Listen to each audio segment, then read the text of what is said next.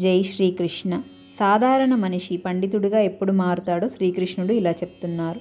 ఓ అర్జున, ఎవరైతే ఎలాంటి కోరికలు సంకల్పము అనేవే లేకుండా తమ కర్మలను చేస్తారో అలాంటి కర్మలన్నీ వారి జ్ఞానం అనే అగ్నిలో కాలిపోతాయి.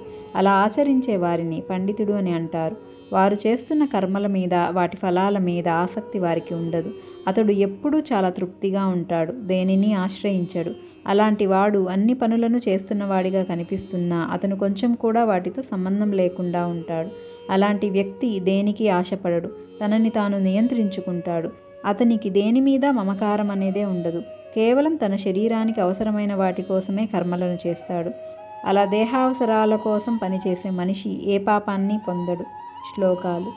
యస్య సర్వే సమారంభాః కామ సంకల్ప వర్జితాః జ్ఞానాగ్ని దగ్ధ కర్మాణం తమాహుః పండితం బుధాః త్యక్త్వా కర్మఫలాసంగం నిత్యతృప్తో నిరాశ్రయః కర్మణ్యభి ప్రవృత్తోపి నైవ కించిత్ కరోతి సః నిరాశీర్యత చిత్తాత్మా త్యక్త సర్వ పరిగ్రహః శారీరం కేవలం కర్మ కుర్వన్నాప్నోతి కిల్బిషం.